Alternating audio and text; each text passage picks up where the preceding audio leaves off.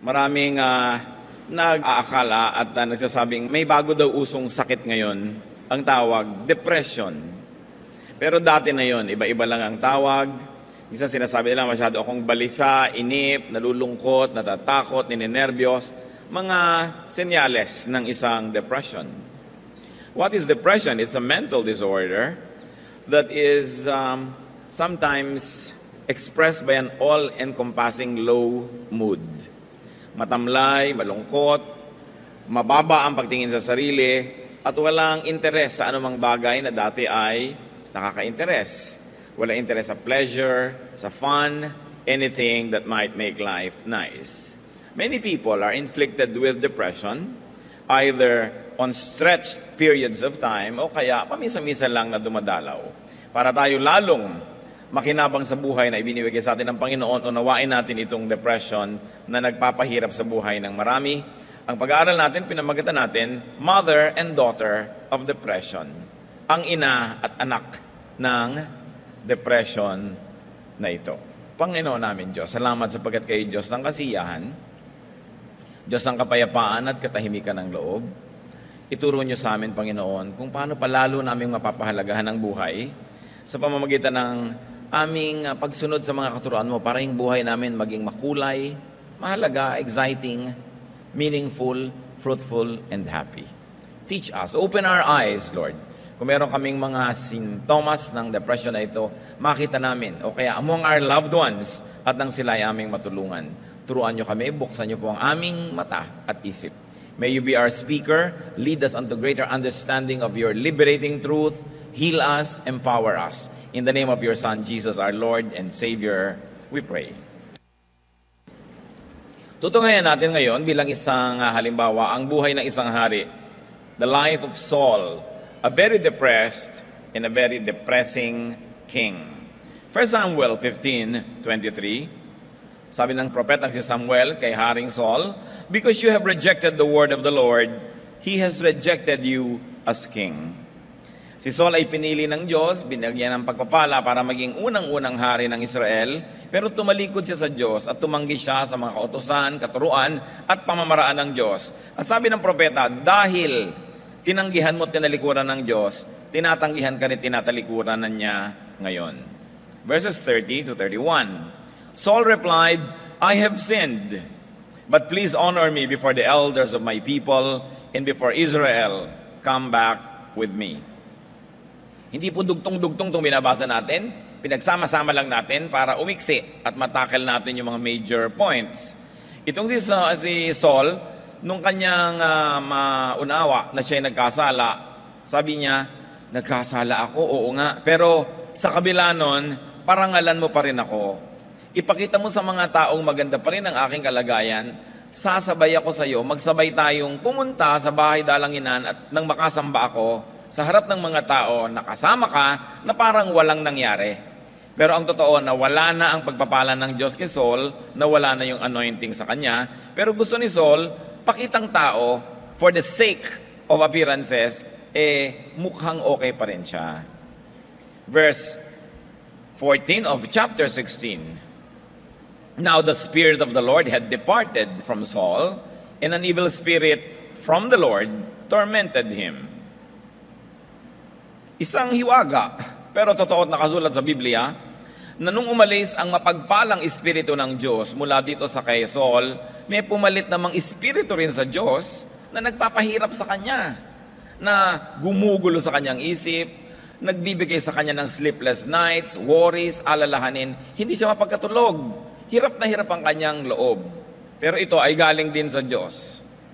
Minsan, galing sa isang digmaan, nakasama niya si David na magiging kapalit niyang hari at pinili ng Diyos sa makakapalit niya, pero ngayon ay nasa kanyang hukbo at naging napakamatagumpay na mandirigma at napupuri ng marami. 1 Samuel 18:7-12. As the people danced, they sang, Saul has slain his thousands, and David his tens of thousands. Saul was very angry. This refrain galled him. They have credited David with tens of thousands, he thought, but me with only thousands. What more can he get but a kingdom? And from that time on, Saul kept a jealous eye on David. The next day, an evil spirit from God came forcefully upon Saul. He had a spear in his hand and hurled it, saying to himself, "I'll pin David to the wall." But David eluded him twice. Saul was afraid of David because the Lord was with David, but had left Saul. Sayawan ang mga lalo na yung mga kababaihan nung dumating ang mga sundalo at kinakanta nila, maraming napatay si Saul, 1,000 or libo-libo, pero si David, 10,000 ang kanyang napatay. At narinig yon ni Saul, lumungkot siya. Sa inyo ko sinasabi ng mga tao na thousands lamang ang aking natalo, tapos si David, tens of thousands. At sa bilangan po nila, yung tens of thousands, yun na yung pinakamalaking number. Yun na yung sukdulan, hanggang doon lang sila nagbibilang. Kaya tens of thousands, sabi yung ganon, ano pa kaya ang pwedeng agawin sa akin ng David na ito? Ang kasunod na nito, kingdom na. At mula noon, naging mapanibughuin na siya, at siya nagsiselos na sa bawat puri o atensyon na makuha ni David. Meanwhile, itong si David naman ay tumutugtog sa kanya. Tinutugtugan siya pag siya nalulungkot, lumiligaya naman siya at napapayapa. Pero ang ginawa nitong si Saul ay sinibat niya itong si David. 2 beses, nakailag lang, kaya hindi niya naituhog sa dingding at napatay si David. Ganun ang nangyayari sa haring ito. 1 Samuel 20, 30-33, na pinaiksi natin. Saul's anger flared up at Jonathan. He hurled his spear at him to kill him. Si Jonathan, na anak na lalaki ni Saul, na dapat sana ay tagapagmana ng korona, ay naging kaibigang matalik nitong si David, at mahal na mahal ni Jonathan si David, at alam yon nitong si Haring Saul, kaya pati yung anak niya ay sinibat din niya, hindi lang niya tinamaan. Ang feeling niya ay lahat na ay naagaw sa kanya, ang korona, ang karangalan, at ngayon pati yung loyalty ng kanyang anak. 1 Samuel 22:17, Then the king ordered the guards, turn and kill the priests of the Lord, because they too have sided with David. But the king's officials were not willing to raise a hand to strike the priests of the Lord.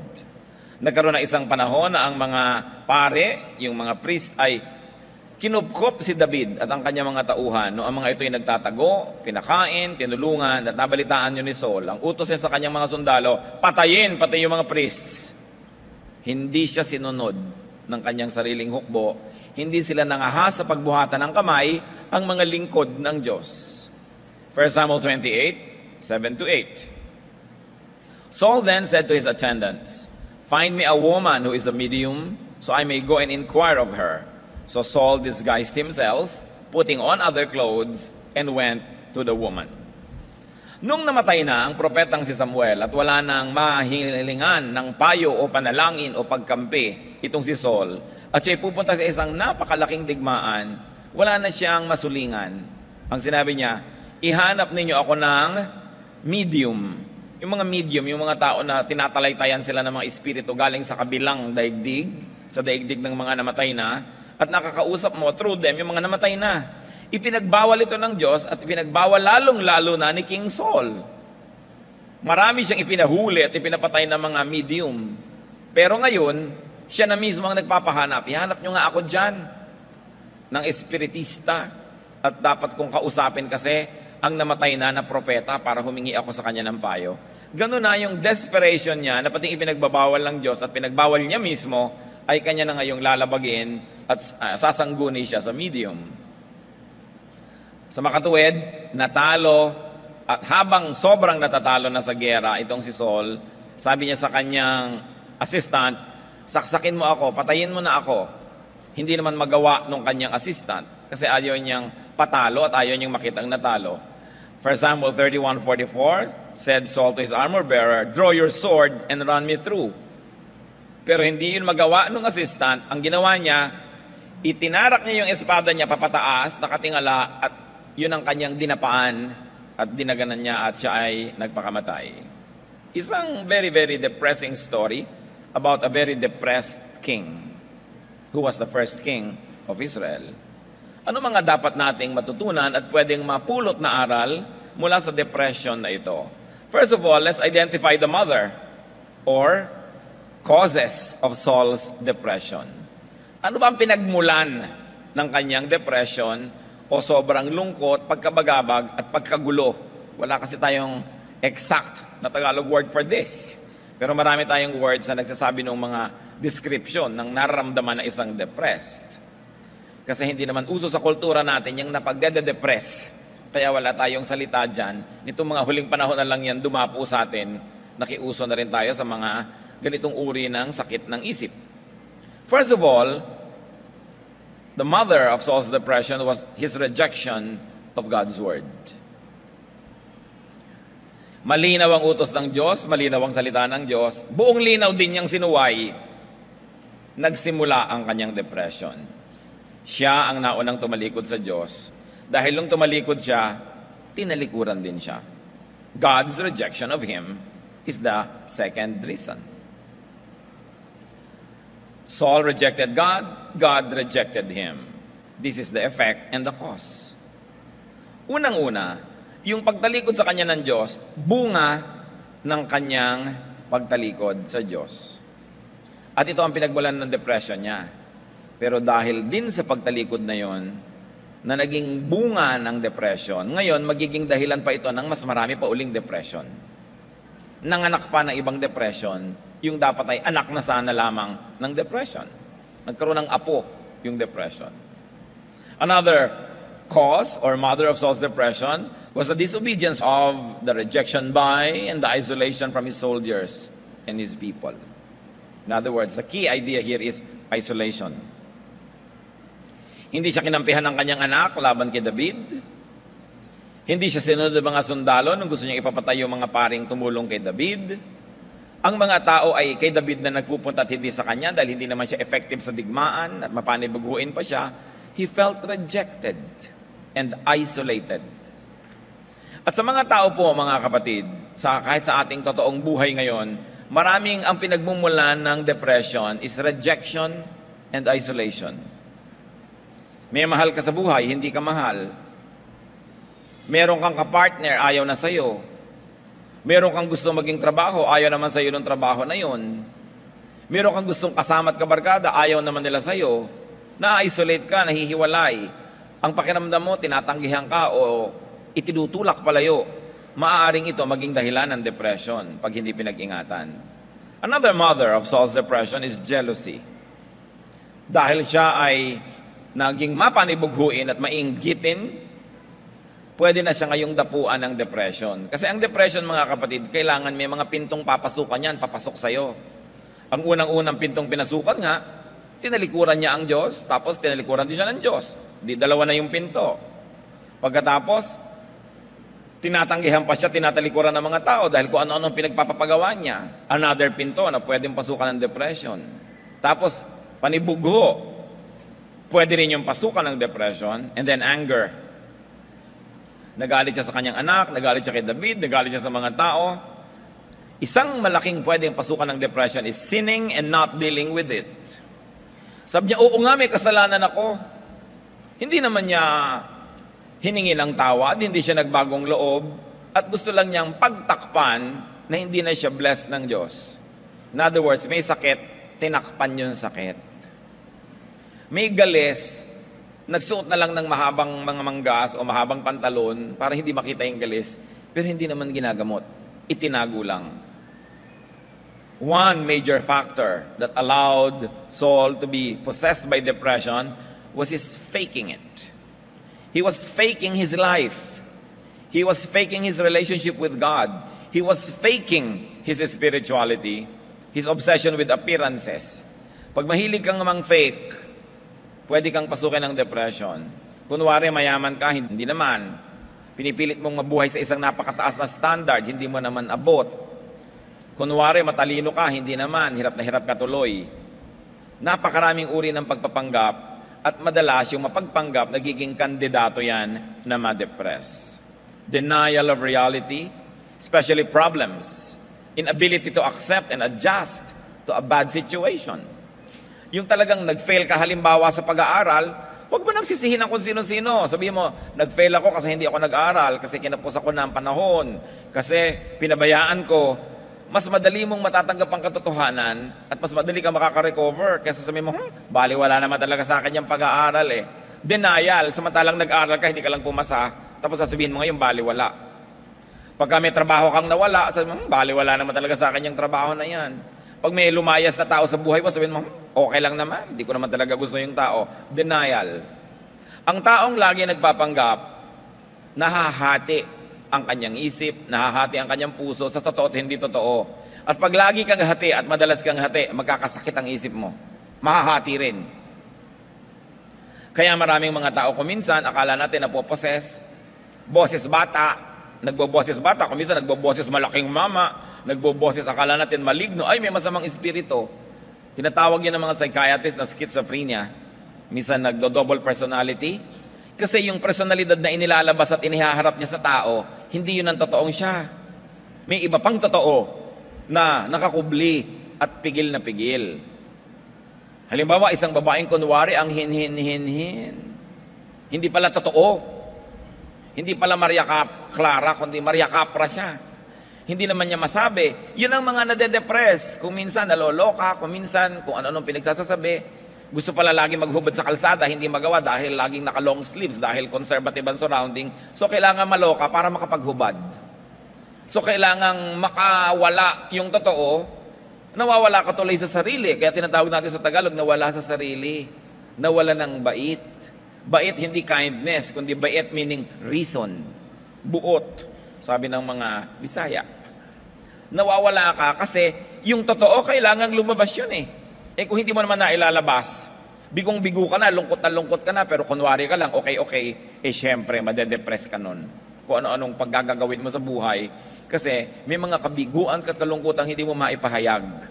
Kaya mahalaga sa atin mga kapatid, tinatanggap natin yung bigo, hindi laging nire-reject. Tinatanggap natin yung pagkatao ng kapwa para hindi siya laging nagpapanggap dahil baka siya mabaliw. Kailangan yung tao makalaya na maging siya. At kung kailangang may baguhin, ayusin, pagtulong-tulungan, pero nagsisimula ka sa pagtanggap ng totoo, hindi sa pagtatago ng totoo. You will be depressed. And of course, another mother of Saul's depression was the departure of God's nurturing spirit. Dahil hindi maganda ang relasyon niya sa Diyos, binawi ng Diyos yung espiritu niyang mapagpala at pinalitan a visitation by an evil spirit, so-called, but interestingly, a spirit that God Himself sent. Siyempre, walang vacuum. Pag nawala sa yung espiritu ng Diyos na mapagpala, may ibang lilipat yon, may ibang papalit. Parang bahay mo, lote mo, hindi mo tinitirhan, magkaka-squatter tuloy. Kasi walang laman. Ganon din ang puso mo. Pagka walang laman na kabanalan, mapapalitan na ang kasamaan. Pagka walang presensya ng Diyos, ang magiging presensya ng demonyo ang pupunta dyan. Kuminsan, ang Diyos pa ang nagbibigay ng permiso, tulad ng ginawa niya kay Satanas, sa pinayagan niya na si Job ay dumaan sa maraming hirap. Mahiwaga ang diling ng Panginoon, pero nangyayari. Yan lang ang ilan sa mga magulang ng depression. Marami pang iba. But for now, that's already so much to consider. Dapat nating reviewin ang buhay natin. Meron ba ako ng mga bagay na yon? Meron ba doon ang tatay ko, ang anak ko, ang kapatid ko, ang nanay ko? Kaya pala nagkakaganong-ganon kasi may depression. Let's take a look at the daughter or the results of depression. In this case, Saul's depression. Tulad ng mga binanggit natin kanina, ang naging bunga ng depression niya, visitation by an evil spirit. But you might say, hindi ba yan yung nanay? Hindi ba yan yung cause ng depression? Yes, pwedeng cause, dinalaw ka kasi kaya na-depress ka. Pero pwede ring depress ka kasi kaya ka dinalaw. At dahil depress ka at dinalaw ka, lalo kang madedepress na naman para lalo ka uling madalaw. Hindi na matatapos yung cycle na yon. The chicken or the egg ang nauna, hindi mo masasolve. So pag na-depress ka, pwede kang dalawin ng masamang espiritu. Kaya yung masamang espiritu, naghahanap ng mga depress yan. Sino kaya dito depress? Madapuan nga. Alam ba, ang saya-saya mo, dapuan ka, di halos hindi ka tablan. Eh, ang lungkot-lungkot mo, wala kang kakibu-kibo, naaawa ka sa sarili. May mga cracks na pwede niyang pasukan. At dahil napasok ka na, una dahil depressed ka, pero dahil napasok ka na, lalong lalala ang depression mo, lalong dadami yung cracks, lalong maraming dadalaw. Paulit-ulit na. Another daughter of Saul's depression is fear. Pag depressed ka, nagiging matatakotin ka. Pero ito na naman, pag matatakotin ka, lalo kang madedepress. At pag lalo kang na-depress, lalo kang magiging matatakotin, lalong lalala. He was first afraid of David, then he was afraid of losing his crown, he was afraid of losing his stature. Another daughter of Saul's depression is anger, or more anger. Nagalit siya, na-depress siya tuloy. Yung magagalitin, madalas ma-depress yan. O kaya eto, depress ka, nagiging magagalitin ka tuloy. Samantalang kung hindi ka naman depressed, hindi ka dapat magagalitin. Kaya yung mga taong galit sa mundo, galit kahit kanino na lang may comment, kahit kanino na lang may pintas, kahit kanino na lang may reklamo, galit sa mundo, galit sa buhay, depressed siguro yun.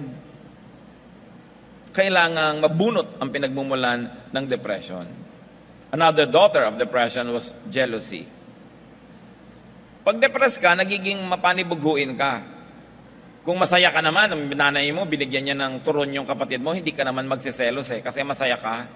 Pero kung ang lungkot-lungkot mo, binigyan lang ng kaprasong toge yung kapatid mo, selos ka na. Kasi depressed ka, madali ka magselos. Eto ngayon, dahil nagselos ka na, mas madali ka na naman lalong ma-depress. Kaya ang taong hindi nagagamot ang depression, palala ng palala. Parang kinakain siya ng buhangin, kinakain siya ng kumunoy. Because yung cause nagiging effect at yung effect magiging cause uli. Another daughter of Saul's depression was a more forceful entry of the evil spirit. Dahil depressed ka na, wala ka ng depensa, mas madali ka lalong pasukin ng mga espiritu. At ang naging bunga pa ng depression niya, consultation with a medium, na dapat sana hindi. Yung mga tao na hindi pa depressed, alam nila yung bawal, pero pag nade-depress na, naiiba na yun eh. Ginagawa na nila pati bawal, naiiba kasi ang pananaw. Dahil isang bunga ng depression is irrationality. Nawawala ka ng katwiran. Sinasabi mo hindi mo dapat sabihin, inaaway mo hindi mo dapat awayin, ginagawa mo hindi mo dapat gawin. Laging ang ending, palala ang kasitwasyon mo. Padami ng padami yung taong naiinis sa'yo, palayo ng palayo sa'yo, palayo ng palayo sa iyo ang blessing, palayo ng palayo sa iyo ang pera, palayo ng palayo sa iyo ang kalusugan, dahil nga pinalalala mo rin sa iyong sariling attitude. Kaya mahalaga teka, depressed yata ako, dapat gumawa akong paraan. Sobra na yata ako magagalitin, lahat na lang ng tao, inaaway ko, nakikipag-argumento na lang ako kahit sa poste. Dapat yata may gawin ako tungkol dito, dahil nakakahalata na ako. Dapat ang tao kasi makahalata.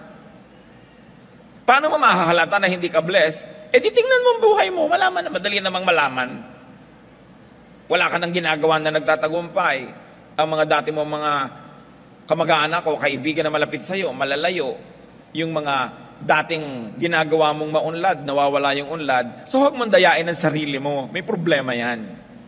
Hindi katulad ni Saul, sige na nga kahit hindi na ako blessed ng Diyos, kahit ayaw na niya sa akin, sumabay ka sa akin, prophet, para pag nakita ng mga tao magkasabay tayo, isipin nila, okay ang lahat.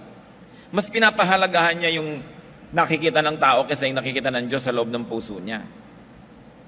Another daughter of Saul's depression was disguise. Nagsuot siya ng ibang kasuotan para pumunta doon sa espiritista para hindi makilala na siya yung hari. Pero alam niyo kung bakit siya nagsuot ng ibang kasuotan? Dati na naman siyang nagsusuot ng ibang pagkatao Dati na siyang nagpapanggap. Ngayon, naging malinaw lang through this very direct act of disguise because he had double personality. Marami po sa atin may double personalities. Kasi hindi natin mailabas yung totoo sa takot na tayo ay mapintasan, sa takot na tayo ay hindi tanggapin, sa takot na tayo ay palayasin, itakwil, nagpapanggap ka. Kaya isa sa mga pinakamalalalim, pinakamagagandang regalong pwede natin ibigay sa kapwa, lalo sa kapamilya, anak, kapatid, pinsan, nanay, magulang, whatever, yung pagtanggap sa kanila kung ano talaga sila. Para hindi sila kailangang mapuwersang magpanggap at pagkatapos dumating pa sa maging katulad nitong si Saul. Another daughter of Saul's depression was his murderous spirit. Ilang ulit niyang gustong patayin ang sarili niyang anak at pati si David na napaka-galing na general ng kanyang sariling army. But the ultimate daughter of depression is suicide. Pagkitil sa sariling buhay, pagpapakamatay, Yan ang pinakasukdulan na inaabot ng isang depressed person na hindi nagagamot, na hindi nadadala sa tamang pagdalhan. Yung pag nakakakita ka ng senyales sa isang depressed yata siya, ipagamot natin. Anong depressed? Anong akala mo sa anak ko? Depressed? Anong akala mo sa nanay ko? Depressed? Magagalit pa sa'yo. Gusto mo ngang ipagamot para huwag lumala. So, tatakpan nila. Sugat na bulok, sugat na may nana, tatakpan mo ng band-aid. Anong mangyayari doon? Lalong mabubulok. Hindi gagaling. Para gumaling yan, tanggalin mo yung takip, langgasin mo, linisin mo, masakit, mahapde. Pero yun lang ang paraan para gumaling. Hindi pagpapanggap. Kuminsan, tulad natin, galit tayo sa doktor, galit tayo sa nurse, kasi nasasaktan tayo pag nagmi-minister sila. Anong gusto mo? Masahista. Para hindi niya galawin yung sugat mo. Huwag mo akong galawin dyan, masakit yan. Opo, sir. Diba? Ano pong ilalagay ko dito? Lotion, oil, whatever. Yun ang gusto natin, yung inuutusan natin yung magpapagaling sa atin. Paano tayo gagaling nun? Nagagalit ka sa dentista dahil masasaktan ka. Kasi wala naman pong paggaling na hindi nagsisimula sa masaktan ka muna. Kahit sa espiritu. So, kapatid siyempre ng suicide, self-destruction. Kaya mga nade-depress, ginugurlisan ang kanilang mga pulso, nilalaslas ang kanilang mga sariling bituka, inuumpog ang ulo nila sa pader, sa bato, pumupunta sila sa mga sports na halos ikamatay nila, wala sa reason, kasi wala na sa sarili. At kung hindi nila sisirain ang sarili nila, ikaw ang sisirain nila. Kakagating ka nila, pupukpukin ka, paplantsahin ka, kung ano-ano. Nakakatakot kung minsan may kasama na depress sa bahay dahil baka biglang mapagkamalang kang sushi. The results of depression can cause more and can create more cycles of depression. Ano pa ang prinsipyong ito? Ba't ganun? May espiritu ng masama, lumalalala pa pag hindi ginamot. Matthew 12:43-45. When an evil spirit comes out of a man, it goes through arid places seeking rest and does not find it. Then it says, I will return to the house I left. When it arrives, it finds the house unoccupied. Then it goes and takes with it 7 other spirits, more wicked than itself. And they go in and live there. And the final condition of that man is worse than the first. Pag daw may isang masamang espiritong umalis sa katawan ng isang tao, siyempre hahanap yan ibang titirhan. Kasi ang espiritu gustong may tirhan na katawan yan. Kung kandidato kang tirhan, edi sa'yo titira. Kaya dapat hindi ka kandidato. Don't file a certificate of candidacy. Natirhan ka ng masamang espiritu. Hahanap daw, at pag walang nakita, babalikan ka. Uy, wala pa palang nakatira dito, makabalik nga. At dahil inayos-ayos ng konti, mas nagustuhan niya, magyayaya pa siya ng 7 impacto na mas masahol kaysa sa kanya. Kaya 8 na ngayon ang laman mo, mas kargado ka, fully loaded. No? Kaya sabi niya, ang kalagayan tuloy ng dating pasyente ay masahol pa ngayon kaysa sa dati. So halimbawa, nagpagamot ka ng konti, uminom ka ng konting antibiotic, yun yun, pinapaalis mo yung sakit. Hindi mo naman hinayos yung dosage. Nung natanggal ng konti yung simptomas, sakit ng ulo mo, tumigil ka na ng pag-inom. Ang totoo nun, lalo mong ginawa ang sarili mong mahina. Babalikan kayo ni sakit, mas malala. Kasi sinasabi ng mga doktor, kailangan pag sinabi 7 araw iinom, 3 beses maghapon, kailangan walang patid inumin. Kasi pag hindi mo yan nakumpleto, yung gamot na dapat sana ipanlaban sa sakit mo, pag hindi nakumpleto yon, nagiging sakit yon. Lalo kang lumala. Anong nararamdaman pagka ang isang tao ay inaalisan ng ganong espiritu ng Diyos? Psalm 51:12, restore to me the joy of your salvation and grant me a willing spirit to sustain me. Anong naramdaman ng sumulat ng salmong ito? Nawala ang saya ng kanyang kaligtasan. Na dati nararamdaman naman niya, dati alam niya ang relasyon niya sa Diyos, pero nawala. Alam niyang may nawala. Kasi siguro tumalikod siya. So tinalikuran din siya. At kitang-kita ang lahat ng bunga. What are the other results or symptoms or daughters of depression? Mental, emotional, and spiritual agony. Hirap ang isip. Mabigat ang loob. Laging may takot, laging may lungkot, laging may alalahanin, laging balisa. Isa yan sa mga sintomas. Hindi lagi na pag meron ka niyan, depressed ka na. Pero pag meron ka niyan, posibleng may depression. Parang si Job, chapter 6, 1-4. Siyempre, na-depressed naman yung tao nung sobrang dumating sa kanya mga pagsubok. Then Job replied, "If only my anguish could be weighed and all my misery be placed on the scales, it would surely outweigh the sand of the seas." Kung mailalagay lang sa timbangan ang lahat ng hirap ng loob ko, mas mabigat pa yan sa lahat ng buhangin, sa lahat ng dagat, sabi niya. Isa pa na symbol or symptom of depression is loss of appetite. Wala kang ganang kumain, kahit anong ihain sa'yo, hindi masarap. Ni wala kang ang maisip kainin, ano kaya ang makain, ano kaya makain, hindi mo maisip sa dinami-rami ng pagkain sa balat ng lupa. Job 6, 6-7, is tasteless food eaten without salt? Or is there flavor in the white of an egg? I refuse to touch it. Such food makes me ill. Symbol lang yun. Ibig sabihin, ayokong kumain basta. Terrible and abnormal sleeplessness. Yung hindi ka mapagkatulog, dapat sana tulog ka na, napagod ka na, dapat antokin ka na, hindi ka pa inaantok. Possible yan na isang babala na mayroong depression. Kasi syempre, normal ang tao, antokin at matulog. Ngayon, hindi ka inaantok, hindi ka natutulog. Merong pinagmumulan yan na dapat bunutin para ka mapagkatulog. At hindi lang dapat chemical alteration of the body, hindi lang dapat medication, dapat bunutin talaga yung spiritual na pinagmumulan nito. But it begins by accepting that there is a problem. When you deny it, it cannot be solved. Isa pa pong bunga ng depression is self-destructive thoughts. Anything na nakakasira sa sarili, it goes against nature. Because we were wired, designed by God to protect ourselves.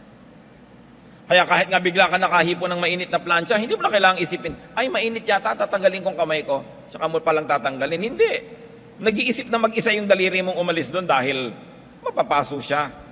Hindi likas sa tao na gusto niyang masira ang kanyang sarili at katawan. Ang likas, we like to protect it. So pag hindi mo na ngayon tinapagtanggol ang sarili mo, hindi mo na iniingatan, inilalagay mo pa sa panganib, it is a possible sign of depression.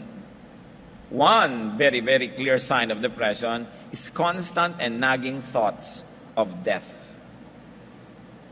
Yung wala ka nalang iniisip kundi kamatayan at may kasamang takot. Sa bagay, sino ba naman hindi natatakot dyan? Hindi mo kasi alam kung ano yung mga detalye ng mangyayari. Pero meron naman na napakaganda ng relasyon sa Diyos na pinananabikan pa nga nila yon kung hindi na talaga maiiwasan. Job 6, 8-9, "Oh, that I might have my request, that God would grant what I hope for, that God would be willing to crush me, to let loose His hand and cut me off." Sa sobrang hirap ng dinanas si Job na depressed na, mas ginugusto pa niyang mamatay. How can we avoid depression? Paano ba naiiwasan ma-depress? Paano ba naiiwasan na dapuan ng salot na yan? Unang-una, stick close to God. Higpitan ang kapit sa Diyos. Lalong dumikit. Kung sumusunod ka, hindi 1 kilometer away, dumikit ka. So His anointing and nourishing spirit won't depart. Mawala na lahat sa'yo, huwag lang yung pabor at kaluguran ng Diyos. Kasi pag nalulugod sa'yo ang Diyos, ano man ang gawin ng buong sanlibutan sa'yo, baliwala. Pero ano man ang gawin mo, pag hindi nalulugod sa'yo ang Diyos, walang mangyayari. Lahat ng hihipuin mo, mabibigo. Lahat ng gagawin mo, hindi aasenso. Kailangan una, stick close to God. And I don't mean be religious, be a deacon, be an elder, be a pastor, be anything. No. Personal. Stick close to God. James 4:8, "Come near to God, and He will come near to you." Lumapit ka sa Diyos, lalapit siya sa iyo. Sa Malakay, sabi niya, "Return to me, and I will return to you." Kung meron tayong dati ng estado ng espiritu at emosyon na mas masaya, mas mataas, mas tahimik, mas payapa, mas maunlad, at gusto nating balikan yon, meron tayong dapat unahin, makipagbalikan muna tayo sa Diyos. At sabi niya, pag bumalik ka sa akin, babalik din ako sa iyo. Siyempre, kasama, babalik ang pagpapala. Kung ikaw naman, kapatid, ay nasa Panginoon and you want to avoid depression, stay connected with God and especially with people who give you balance. Nakita niyo si Saul? Una, nalagot ang relasyon niya sa Diyos. Pangalawa, nalagot ang relasyon niya sa mga tao. Nalayo siya sa kanyang anak, nalayo siya sa kanyang mga hukbo, nalayo siya sa kanyang taong bayan, putol. Isa sa mga nagbabalik ng sigla ng ating espiritu ay yung may mga taong mahahalaga sa buhay natin na malapit sa atin. Malapit ang loob at malapit din yung katawan, nandyan sila. Company is one of the best medicines against depression. But then again, how will you have company if you are not companionable? Paano ka makikinabang sa magandang pakikipagmabutihan sa kapwa kung walang gustong makipagmabutihan sa iyo dahil nga sa ugali mo, dahil sa iyong mga pakitungo, dahil sa iyong mga kostumbre? Paano ka makikinabang sa blessing ng kapwa? Yung kapwa ayaw nilang lumapit sa iyo.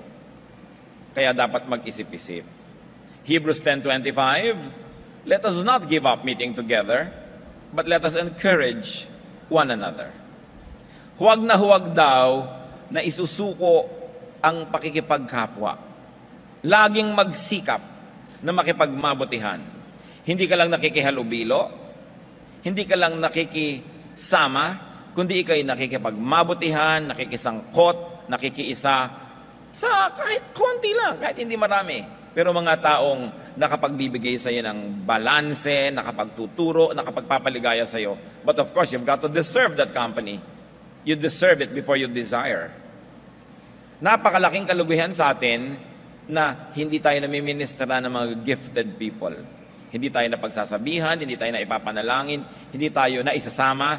Napakalaking kawalan yun. Because we were created by God to interact with other people. Kaya maraming mga busy people, nagkakaroon sila ng fits of depression. They're too busy to connect. They're too busy to socialize. And because they're too busy, they also are very guilty for not having been able to connect with their loved ones. Depression comes in.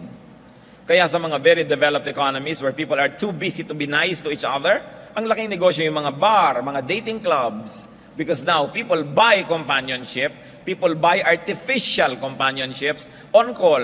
Gusto kong may kasama ngayon, o kukuha kong hostess, maupo ka dyan 1 oras, pagpanggap kang mahal mo ako, magsalin ka ng iniinom ko sa baso ko, kalakalabitin mo yung tenga ko, manguya-nguya-koy ka dyan. So kunwari, nagmamahalan tayo, pero after 1 hour, ito ng bayad mo, lumayas ka na dyan, ayoko ng pananagutan, mga binibiling relasyon. Siyempre, fake yun. Hindi ka dun bubuti, lalala ka lang. Napaka-importante. Kaya nga sa mga developed economies, sa kawalan ng kaibigan na magtsatsaga sa'yo o sa kaabalahan nila, wala nang makikinig sa problema mo. So magbabayad ka ng psychiatrist ng $100 per hour para kapakinggan at ibulalas mo yung mga problema mo. Kasi kahit wala naman talaga nakikinig, maibulalas mo lang. Nagsisimula ka ng gumaling eh. Kaya masarap yung maraming kaibigan na pag nagbubulalas ka, nagtsatsaga, kahit inaantok na sila, wala silang gana, may gagawin pa. Pero sa huy, kailangan ko ng kausap, kinakausap ka. Paano ka magkakaroon nun? Be nice. Kasi siyempre, kung hindi ka naman nice, sino magtsatsaga sa'yo? May problema din yung mga tao na yon. How do you avoid depression? Do not harbor and get rid of persistent negative thoughts. Pag lagi mong in-entertain, inestima ang mga madidilim, malulungkot na mga isipin, hindi yan aalis. Parang bisita. Napakalaking konsumisyon yung bisita, pero lagi may pinaghahain na masarap na pagkain, palit ka pa ng palit ng bedsheet, magaganda pa yung tuwalyang ibibigay mo, hindi ka naaalisan nun. Yung bisitang gising na siya, tulog ka pa, bahala siya, wala siyang makain. Diba? Nakapatay ang general switch ng aircon, hindi niya mabuksan, hindi niya malaman kung nasa ng switch. Makakahalata din yun, aalis din yun. Dapat ganun ang trato natin sa feelings of insecurity, sa worry, sa mga fear. Pag dumadating yan, pinapalayas, hindi ina-entertain. You cannot stop birds from flying over your head, but you can stop them from nesting in your hair, sabi ni Martin Luther. Ganon din yon. You cannot stop negative thoughts from crossing your mind, but you can stop them from staying there. Kung naiinggit ka sa isang kaibigan mo, bigla mo nakitang ang ganda-ganda niya, mas maganda sa'yo, nainggit ka, palayasin mo agad yung inggit. Huwag mong patagalin. Pagka naalala mo yung mga nakakalungkot na mga bagay, huwag mo nang alalahanin pa. Tanggalin mo agad sa isip mo. O nanay, bakit nakatulala na naman kayo? Naiisip ko ang ate mo na nasa London. Kaya naman ho tayo naka-aircon ngayon dahil si ate nasa London. Huwag na kayo magdrama dyan. Gusto niyo ba umuwi siya dito at magutom tayong lahat? Huwag na, sa London ang ate mo. Di, siyempre. Drama ka ng drama, nakikinabang ka rin naman. Di ba? So pag nalulungkot ka, ibahin mo ang iniisip mo. Parang halimbawa, mga kapatid, may bigla kayong nabuksan na kung ano, tapos ang dumi-dumi, ang baho-baho ng laman. Anong gagawin nyo? Di ba, tatakpan nyo uli o alis kayo? Hindi kayo lalapit, tapos lalanghapin yon. Ewan ko lang sa inyo, pero ako, I don't. Ganon din, pag may naiisip kang nakakatakot, baka mamamatay ako, alis, alis, alis. Paalisin mo agad. Baka ako biglang maparalyze, baka ako biglang mabulag, baka ako biglang tamaan ng kidlat, baka ako kainin ng lupa, etc., etc. Palayasin nyo agad yung ideya. Kasi hindi man yun mangyari, pag pinatagal nyo sa isip nyo, daig pa yung nangyari nga, dahil naapektuhan na rin kayo. Kailangan may disiplina. Naaalala mo yung galit mo sa stepmother mo, o galit mo sa tiya mo, o galit mo sa tiyo mo na nag-abuse sa'yo noon? Anong mapapala mong laging alalahanin at buhayin yan? Ephesians 4:31, get rid of all bitterness, rage and anger, brawling and slander, along with every form of malice. Paalisin mo sa isip mo yan kasi wala yang gagawing mabuti sa'yo. May mga atraso sa iyo mga tao, patawarin mo na and move on. May mga galit at panghihinayang, limutin mo na and move on. Kasi ang pagbalik-balik dyan, sinasaktan mo lang yung sarili. Nagbubukas ka ng pinto sa depression. Avoid the domination of your dark side.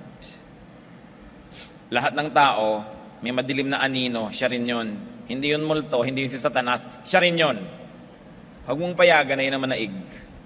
Lagi mo siyang tapunan ng liwanag, kasi ang anino na tinatapunan ng liwanag nawawala. So papagliwanagin ng buhay para mawala yung mga madidilim na anino, anino ng nakaraan, anino ng takot sa darating pa, marami yan. Avoid spiritual vacuum. Do not drive God's Spirit away, but fill your heart and mind with edifying things. Kung meron kayong dapat ilagay sa isip, yung nakakatuwa, nakakapagpasaya, nagbibigay ng pag-asa, yung nakakapagpagaan ng pakiramdam, napipili kung anong iniisip.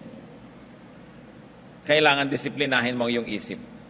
Philippians 4:8, whatever is true, noble, right, whatever is pure, lovely, admirable, if anything is excellent or praiseworthy, church, read,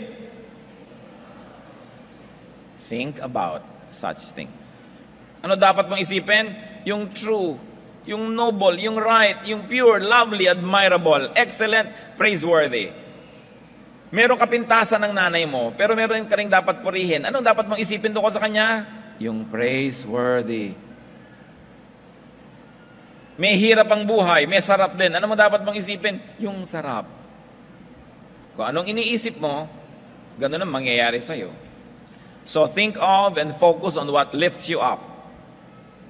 Itaboy agad ang dark thought. Perform activities that edify the body. Maraming lungkot ng isip dahil lang yung katawan walang ginagawa. So pag may ginawa na yung katawan, pinawisan ka na, napagod ka na, napapagpag yung lungkot.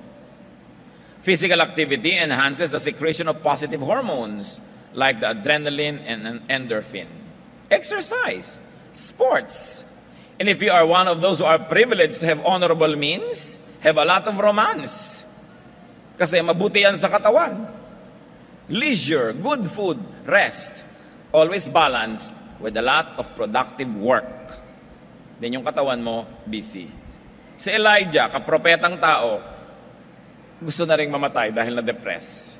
Sobrang napagod, the stress, ang daming gyera, ang daming pwedeng katakutan, ang daming mga banta laban sa kanyang buhay. 1 Kings 19:1, Elijah was afraid and ran for his life. He came to a broom tree, sat down under it, and prayed that he might die. Then he fell asleep. All at once, an angel touched him and said, "Get up and eat." He looked around, and there by his head was a cake of bread baked over hot coals in a jar of water. He ate and drank and then lay down again. So he got up and ate and drank.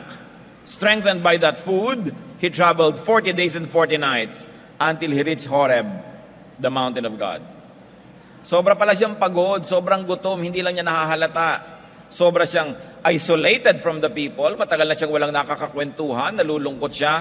Gusto na niya tuloy mamatay. Nung nakatulog, pinakain ng konting tinapay at pinainom, bumalik ang sigla. Gutom lang pala. Baka mamaya, gutom lang kayo. Maraming mga sobrang nagda-diet na de-depress. Nagtataka, okay, lumiliit nga ang bewang ko pero lumulungkot naman ako. Sumisexy nga ako pero nagiging matatakutin ako. Kasi marami, pag nade-deprive sila talaga ng nutrients, nade-depress. So, all this and more, mga kapatid, anong isa nating babaunin bukod sa unawain ng sarili, unawain ng kapwa? People of God, minister to the depressed. Marami kasi sila. Be sensitive. Be available. Sometimes the best prevention of a suicide is just a cup or a glass shared together. Medyo nagkwentuhan lang kayo over a cup of coffee or juice or glass of water. Yun lang pala, hindi na niya itinuloy ang pagpapakamatay. Maraming mga namamatayan, lalo't kung nagpakamatay, sasabihin lang, kung nakipagkwentuhan lang pala ako sa kanya, hindi siya magpapakamatay. Kung binigyan ko lang sana ng konting oras o panahon. Malungkot pagka ganun yung paghihiwalay. Salamat na lang na nasa mga anak ng Diyos, kahit nagkakahiwalay ng medyo malungkot kuminsan, alam mong may inaasahan tayong reunion na mas mainam, mas mabuti at mas masaya. Pero bakit naman kailangan ba tayong dumaan sa mga lungkot kung pwede namang iwasan yan? Galatians 6:2, carry each other's burdens, and in this way you will fulfill the law of Christ. Magtulungan kayo. Baka mamaya sa sarili niyong pamilya may depressed, hindi niyo nahahalata. Kung kailan lang nagbigti, tsaka mo masasabing, ay, kaya pala walang imik, kaya pala matamlay, kaya pala ganun. Be sensitive to people around you. You could be used by God to heal somebody who is depressed. At kung minsan kailangan ng professional help, dalhin sa mga professionally trained to take care of depressed people. But in any case, help bring people out of depression. And help bring people's loved ones out of depression. But you must begin with yourself. Drive out your own depression demons. Kung anong nagpapalungkot sa inyo, nagbibigay ng alalahanin, takot, itaboy nyo. Huwag laging isipin. Kung minsan pag may edad na yung tao, walang usapan kundi sakit. Sa simula daw yung mga tao, pataasan ng grade pag bata pa. Pag nagkatrabaho, palakihan ng sweldo. Pagtanda, paramihan ng gamot.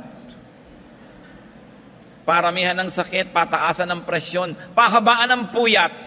Kung bakit ipinagmamalaking hindi mo ako nakatulog kahit isang pikit. Ano naman ang nakakatawa doon? Sabi ka ng sabi, paulit-ulit ka, kaya hindi ka na tuloy lalo makatulog. Kailangan siyempre yung sarili mo, psychologizing mo rin yan eh. Kailangan gumawa ka ng paraan. But you might say, hindi kasi ikaw. Bueno, di ko ka makinig. Kaya nga nagkakaganyan-ganyan, matigas ang ulo ng mga tao eh. Ephesians 4:27, do not give the devil a foothold. Huwag mong hahayaan makalanding kahit isang daliri. Kasi mamaya isang buong paanan niya, mamaya buong buo na nakapaglanding siya.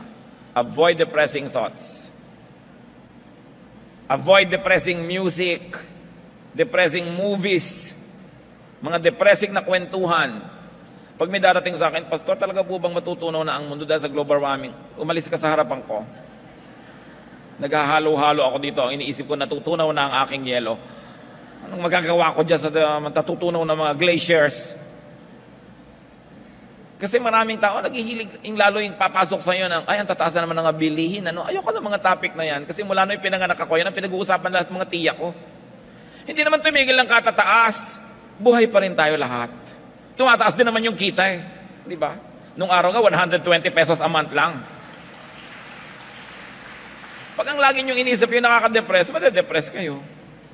Ang hirap ng buhay ngayon, mabuti pa nung araw. Di yun totoo. Dali-dali na ngayon, may laser surgery. Nung araw nga, abscess lang, namamatay ka. Diba? Nakatapa ka lang ng pako, namatay ka. Dahil sabi ng mga tao, ay, minalas. Na-paralyze ka, ay, nahipa naman sa mga hangin. Anong Anong sasabihin yung mas mabuti nung araw? Pabuti ng pabuti ang buhay. Dahil ang tao, mas rumurunong at ang karunungan ay galing sa Diyos. There's a bright future because God is in control. Kaya nagpapadala sa mga CNN. Mga relihiyon din naman kasi wala na lang ipinanakot kundi ang pagwawakas ng mundo. 2,000 taon lang ang inaabangan niya pagwawakas ng mundo. No? Huwag mong problemahin kung magwawakas din, nagwakas. Ang mahalaga, nag-enjoy ka bago magwakas. Nakapaglingkod ka sa Diyos, namuhay ka ng tama. Ba't mo pa problemahin yung wakas-wakas? May pumutok lang na isang bulkan doon sa North Pole. Natatakot ka na, baka magsabay-sabay ang 70 bulkan sa planeta. Matakot ka hindi, kung magsasabay-sabay yun, wala ka namang magagawa. Huwag mo nalang sayangin ang bawat sandaling wala pang pumuputok. Mabuhay ka, magmahal ka, makipagmahalan ka, at pag pumutok, meet your Creator. Anong problema mo doon? Sabi sa 1 Peter 5:8-9, be self-controlled and alert. Your enemy, the devil, prowls around like a roaring lion looking for someone to devour. Resist him, standing firm in the faith. Kung medyo to-twist natin to, be self-controlled and alert. The demon of depression is watching kung kailan siya makakasalisi sa'yo. Huwag mo siyang bigyan ng pagkakataon. Iwasan, itaboy. Then ask yourself, Psalm 42 verse 5, why are you downcast, O my soul? Why so disturbed within me? Put your hope in God, for I will yet praise Him, my Savior and my God. So pag nalulungkot ka dyan, nagdadramang bukid ka, teka, bakit ka ba nalulungkot? Ba't ka nagugulo? Magtiwala ka sa Diyos. Purihin mo siya at huwag yan ang asikasuhin mo yung mga lungkot-lungkot mo dahil walang gagawin niyang mabuti. Do not invite, instead drive away and avoid the mother and daughter of depression. Pag nasa salubong niyo na sa kalye ang mag-inang ito, sabi niyo, ay, ang mag-inang depression, iwasan niyo, itaboy niyo. Huwag niyong yayain sa bahay niyo dahil sisirain lang kayo niyan.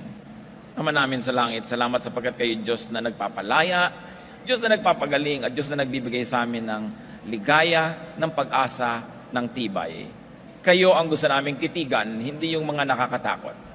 Hindi ang problema ang gusto naming titigan, kundi kayo na solusyon ng aming mga problema. Hindi yung sakit, kundi kayo na manggagamot. Hindi yung dilim, kundi kayo na liwanag. Turuan niyo kami, Panginoong, huwag limutin kung sino kayo, at sino kayo sa buhay namin. At kung may dumarating ng mga depression, mga lungkot, in the name of Jesus, we reject, we refuse to be slaves of depression.